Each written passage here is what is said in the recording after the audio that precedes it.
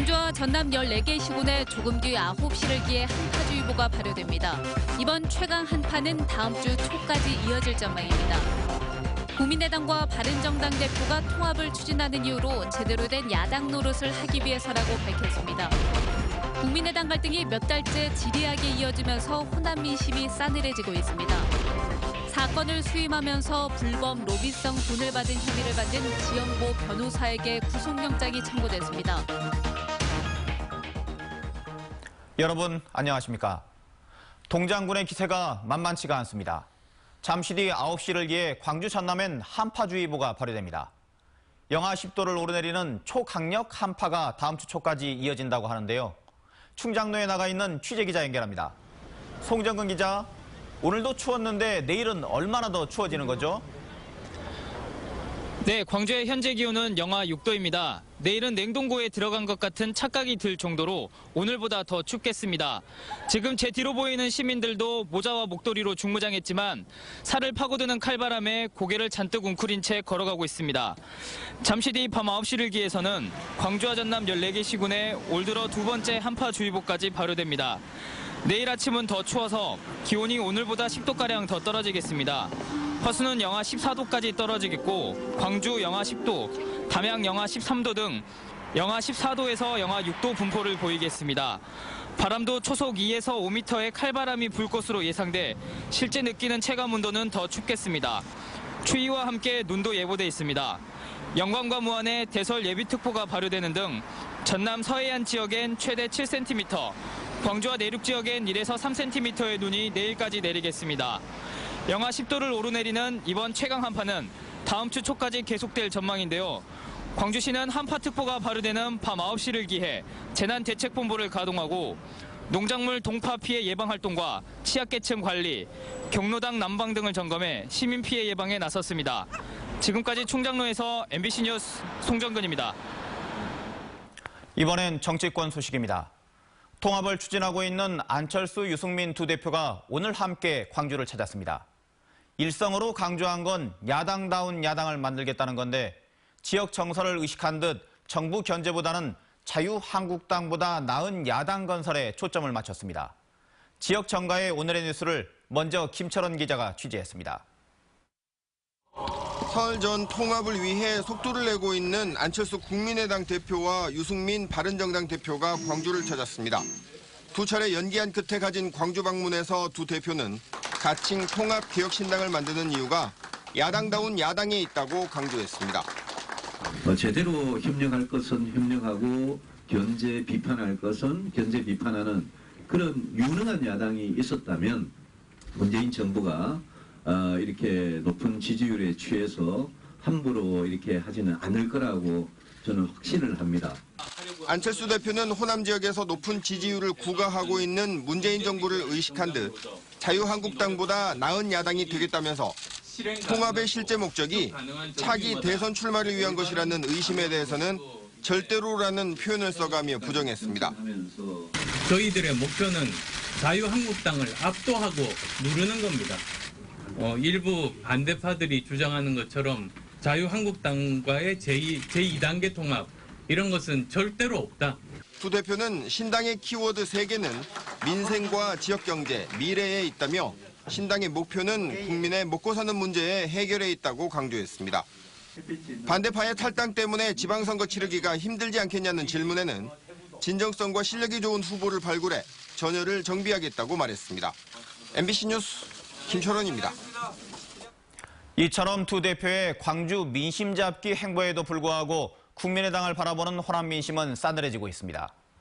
분당으로 향해 가는 국민의당의 갈등이 몇 달째 지리하게 이어지고 있기 때문인데요. 관심 없다는 반응과 함께 이전 투구라는 비판도 있습니다. 이어서 윤근수 기자입니다. 국민의당 통합파와 반대파가 하루가 멀다 하고 서로를 비판하고 있습니다. 통합파는 통합파대로, 반대파는 반대파대로 합당과 창당을 따로 추진하며 상대를 깎아내리고 있습니다. 반대하시는 분들이 모이셔도 거기서 교섭단체 수준의 사람을 모으지는 못하는 상황이라고 저는 알고 있습니다.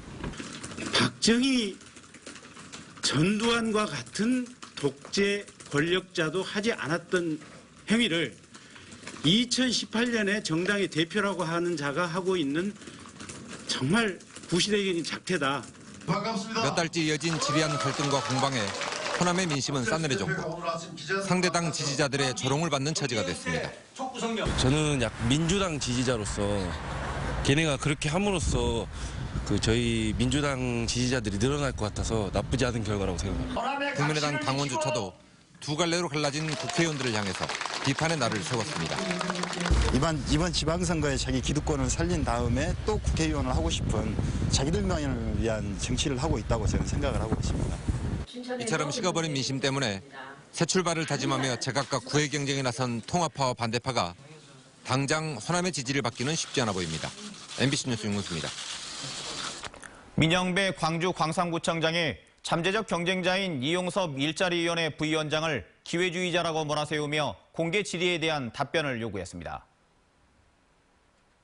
그 답이 수긍하기 어렵다면 저는 더불어민주당 광주시장 후보로서는 적어도 자격미달이다 이렇게 여기고 경쟁이 아닌 그분의 후보 낙마를 선거운동의 목표 중 하나로 가져갈 생각입니다.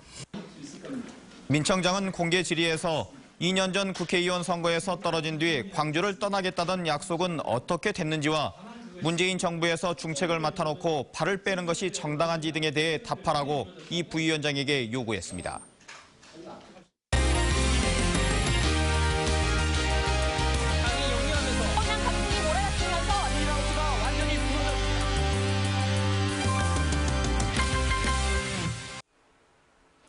검찰이 불법 로비성 자금을 수수한 혐의로 검사 출신 변호사에 대해서 영장을 청구했습니다. 현직 검사들에게 로비를 해주겠다며 사건 의뢰인에게 돈을 받아 챙긴 혐의입니다. 김인정 기자입니다. 광주지방검찰청 특수부가 변호사법 위반 혐의로 지역의 A 변호사에 대해 구속영장을 청구했습니다.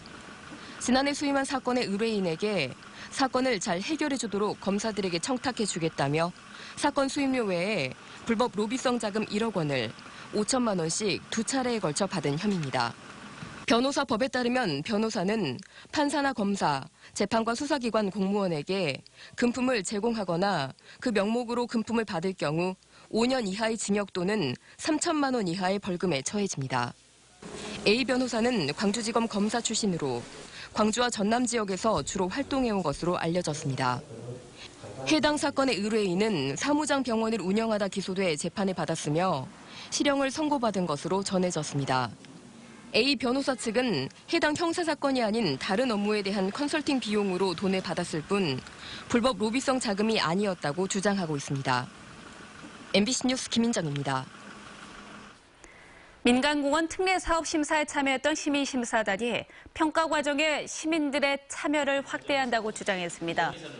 시민심사단은 제안서 평가 과정에서 자유로운 질문이 보장되지 않았고 사전교육 등의 절차가 없어 평가에 한계가 있었다며 이같이 주장했습니다.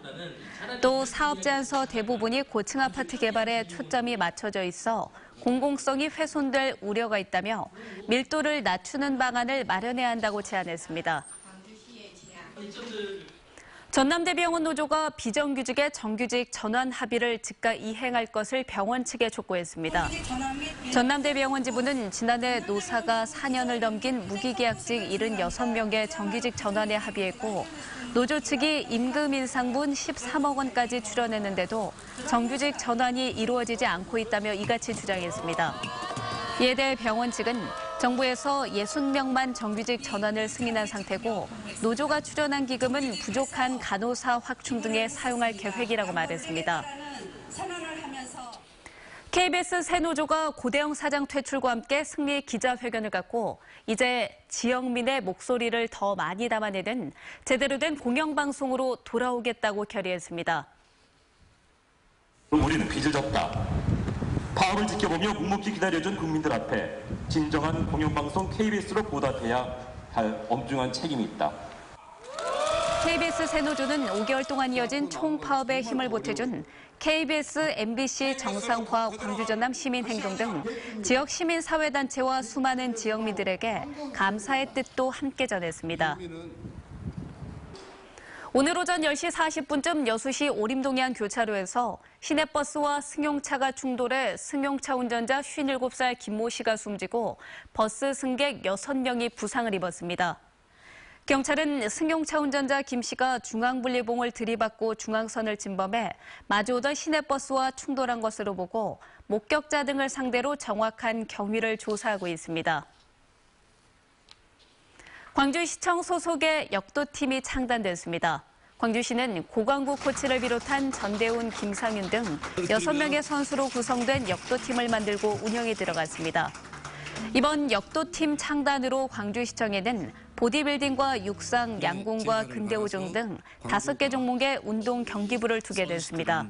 역도 선수단은 광주시교육청은 올해 학교 급식에 사용할 친환경 식재료 구입비를 인상했습니다.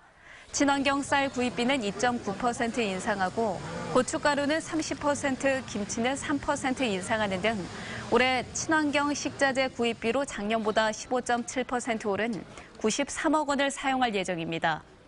시교육청은 물가지수와 공급업체 희망 가격 등을 고려해 구입비를 늘렸다며 생산자와 급식의 질 향상에 도움이 될 것으로 기대한다고 말했습니다. 전라남도가 도비 부담률을 적게 하는 방식으로 1,000억 원이 넘는 예산을 22개 시군에 떠넘긴 사실이 드러났습니다. 감사원 감사에 따르면 전라남도는 도비를 50% 부담해야 하는 농어촌 생활용수 사업에서 30%만 내는 방식으로 22개 시군에 173억 원을 전가했습니다. 전라남도가 이렇게 시군에 전가한 예산은 지난 2014년부터 14개 사업에 1,009억 원에 이르는 것으로 확인됐습니다.